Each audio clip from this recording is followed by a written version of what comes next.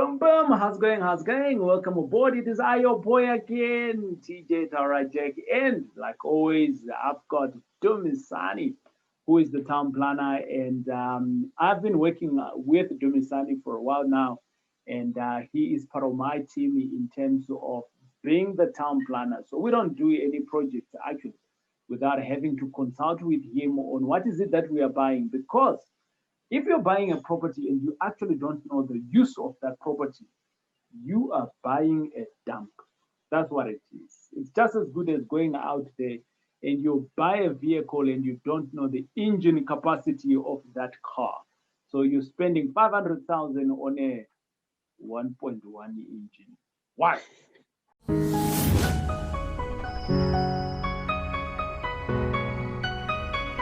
Well, my name is TJ Tarajek. It's great hanging around. Doing Sunny, good morning, good afternoon. How's it going? Hi, Taurai. I am good and hope you are also well and good. Pushing on, brother. Many projects are pushing in, and the rains is here, and it's making some projects stop. Some projects are going on, but that's the nature of life, Yes. right? Today, let's jump in to talk about. We all know that all townships. Uh, you might be thinking, "Oh no, I'm not in a township, so I can't listen to this." No, hold on. Every suburb is called a township. So go and check on your title deed. So let's get that out of the way. Now that you know that wherever you are staying is a township, every area it comes with its own zoning, right? So for Johannesburg, for maybe we can say for Gauteng, it uses from Res 1 all the way to Res 4. And in I've seen Dumisani in the Cape, they use different language from Res. What do they use there? Okay, so every council or every municipality would normally do their own town planning scheme. However, Right. now we have moved to an environment where we are unifying everything so that when you're in Cape Town and Joburg, there's not that too much of a difference. There might be a little bit, but not too much. Others have up until Res 5, others have up until Res Res 3. 5. I've never heard of Res Yes. 5 before. Yes, some have Res 5, and Okay. most of the Res 5s were used normally for your caravan homes in the olden days, you know. Oh, right. Yes, so they would normally use that. So you would look in Gauteng and check where can I put a caravan home. Then you might look at RTs, RTPS. Then you might put Right. it there. Right. But when you come to city of Joburg, you might look and find out no, there's no area that I can do that. Then you say okay, I'll restrict it to Res 3 or Res 4. Then you'll normally give what would fall under those different residential zonings. Yes. Okay. I mean, the show just started, and there I am. I've already learned something else. I never knew about Res 5. Thanks to Misani for that. Yes, and Awesome stuff. maybe just there. Like now, I have the new town planning scheme of the city of Joburg. Okay, just Okay. in front of me. It has up until residential 5. Okay, Oh, so on your residential 5, this is what it says. Your primary land use will be dwelling units, mobile dwelling units. So your mobile dwelling units are your caravan homes because it's mobile. You see. Then it says residential buildings. Then it was going to give you a definition of what is residential buildings. But the intention was to add that mobile dwelling units. so I know that Donna King. I mean, Donna King is kind of like a game reserve. I think that's our nearest game reserve that we have, which is a private game reserve in Gauteng. And if you've never been to Donna King Sisonyu, you need to go on a holiday. It's only like in what 40 minutes drive from wherever you're coming from Gauteng. And it's not too deep in Limpopo. It is right on the border. So you can actually mistake it to think that you're still in Pretoria. That's okay. I did the same mistake too. But the whole point is that there is actual houses in Donna King, right?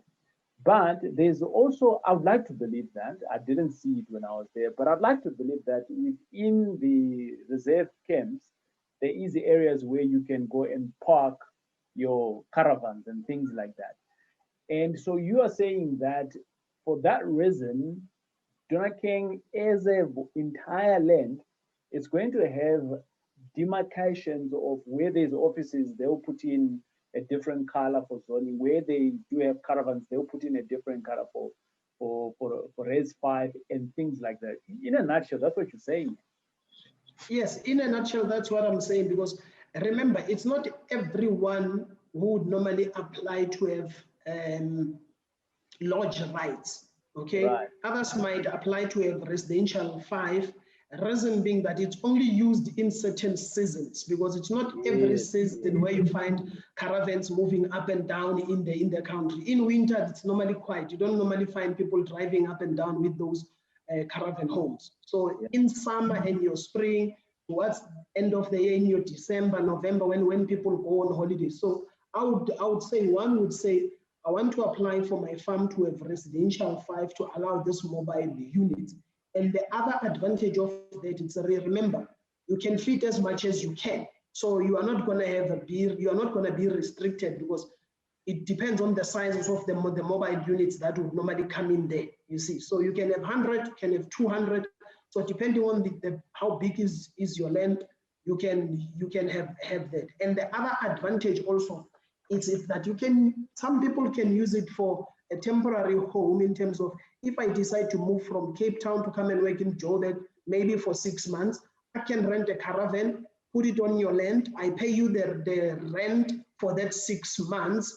When I live with my caravan. You don't have to worry about going to clean the unit and taking care of, because it's my caravan. Then I can drive away with it back to Cape Town. So those are some of the advantages that those Res 5 would come with. Let's deep dive into this Res 5. I mean, it's new to me, so I'm a little bit intrigued. Is it a new concept? Like, where does it come from?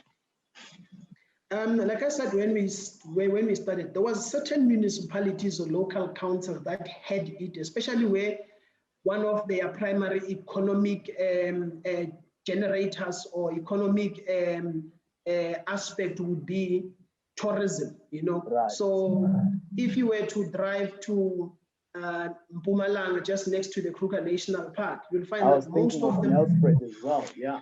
Yes. So you'll find that most of the properties that are within that area, they don't want to put in a normal brick house, because they want to still keep the environment to be green, to be forestry, to be all of that. So they would prefer that one come with a mobile unit where you can drive in, when you are done, you can go off. So in other municipalities, it has been there, but slowly but surely, other municipalities also are starting to look in terms of, okay, we have a dam there. Around that dam, we can have mobile units that people come and park for a certain time. Why don't we demarcate that to say there you can have residential 5, you see? So it's not entirely a new concept, but it depends on the location and the region where you are at, to say here it would work, and in another area it might not work. Yes. I like that. So having said that, when we are talking about Res 5, is it just mobile homes? And maybe let's give examples of the mobile homes that we're talking about here. Because in my mind, I'm already thinking overdrive here. Yes, it can be a vehicle, right?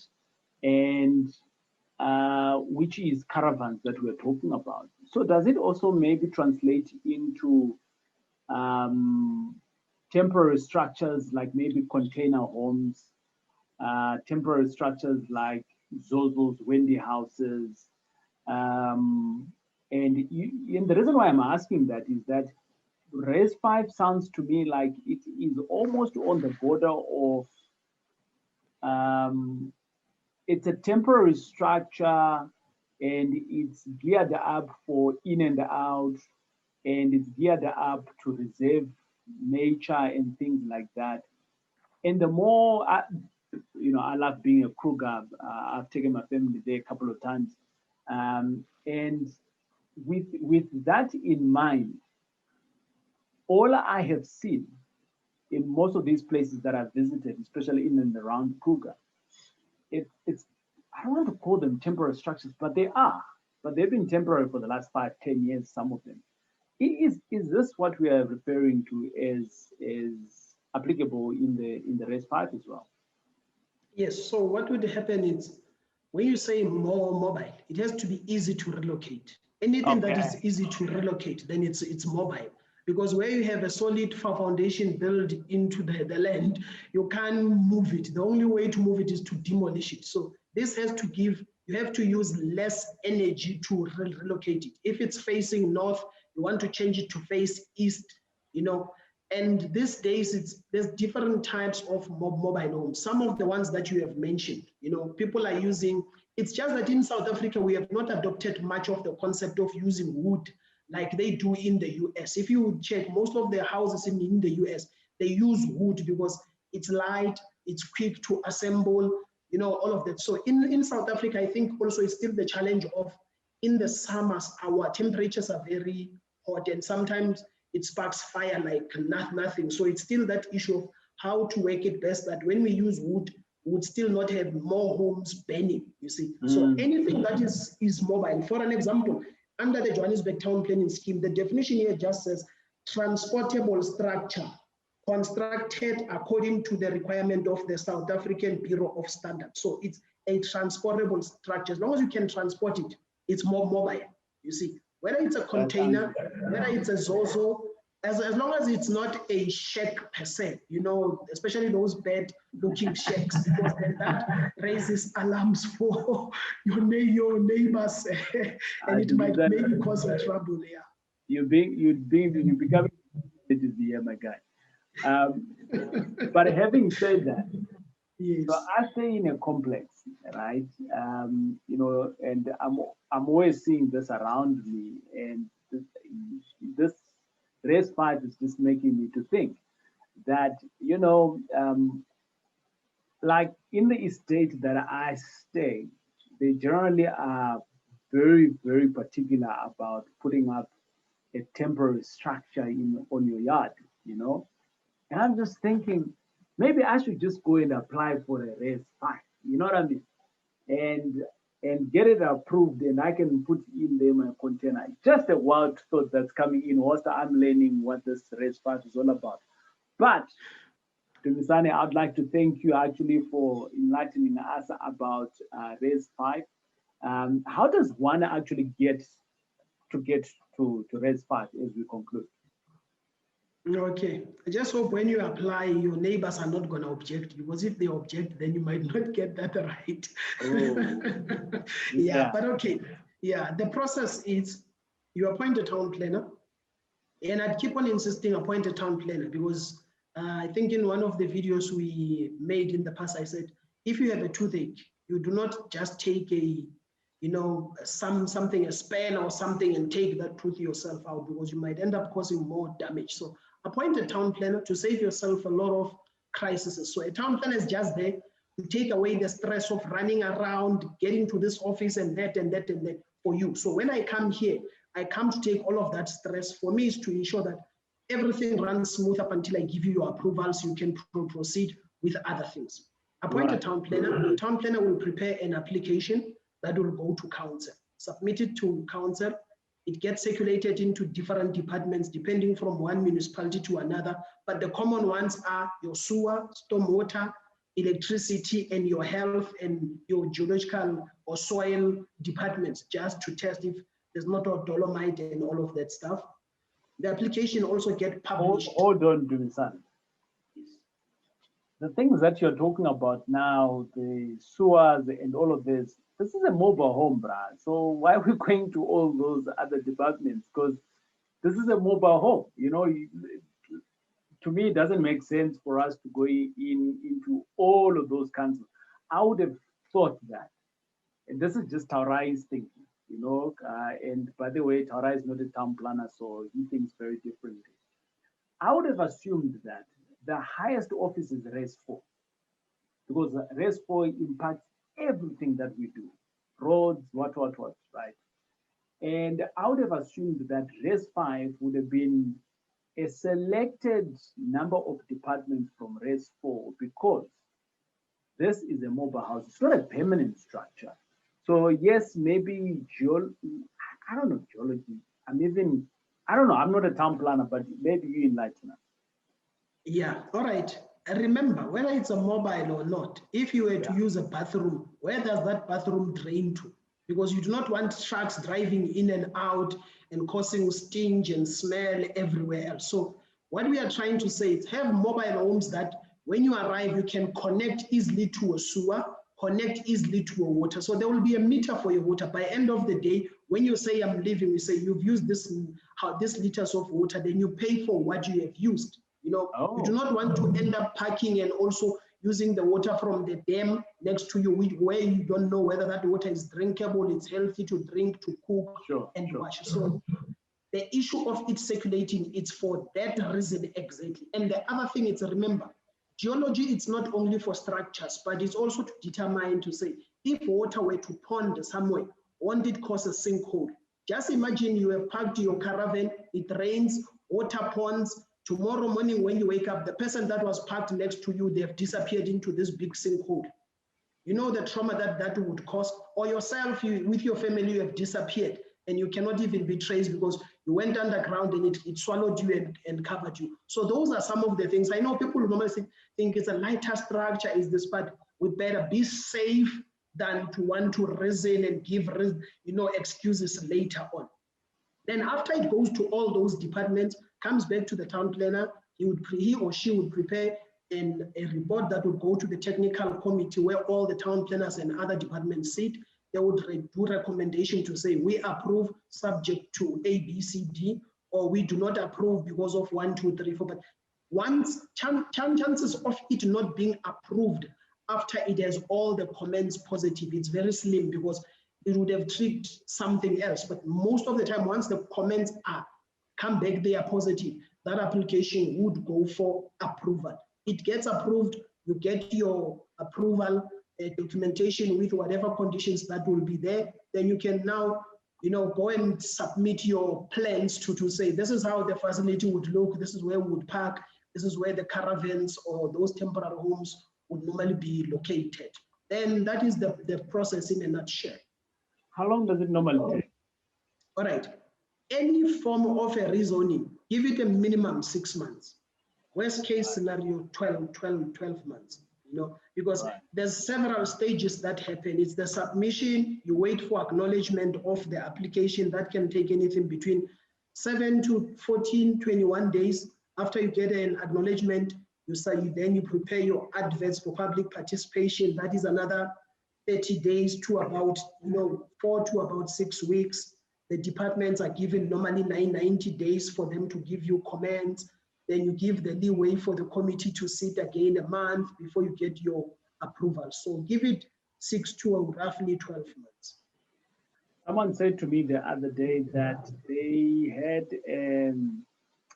they worked with a very good town planner and they got something approved in about a month's time.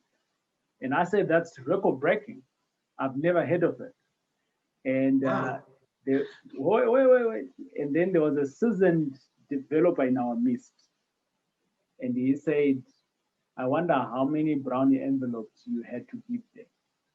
But on top of your brownie envelopes, when something goes wrong, you need to know that that town plan is still existing. Yeah, and the challenge with that, it's at times you find that that thing doesn't even have files at council. If your office was to burn with that file, there's no trace of that because it was just, for an example, you need 30 days for adverts for people to object or comment. So if you said you did it in a month, where did you take that month from? You see, so 100%. yeah, but yeah, unfortunately, we meet such characters, but I can guarantee you with us that we are registered with South African Council of Planners. When we give you a quotation or anything, or you want to consult with us, we will give you that information. You can check in terms of we comply or we don't comply, and should anything happen and we don't want to assist, you can report us back there. They would freeze our professional registrations. It means we cannot practice in in the country up until we correct whatever that we have done. Yes. Ladies and gentlemen, that was Doing Sunny, and we were talking about something that I already learned today, which is Res 5. But that's it for today. We'll check you on the next video. Signing out. Keep well.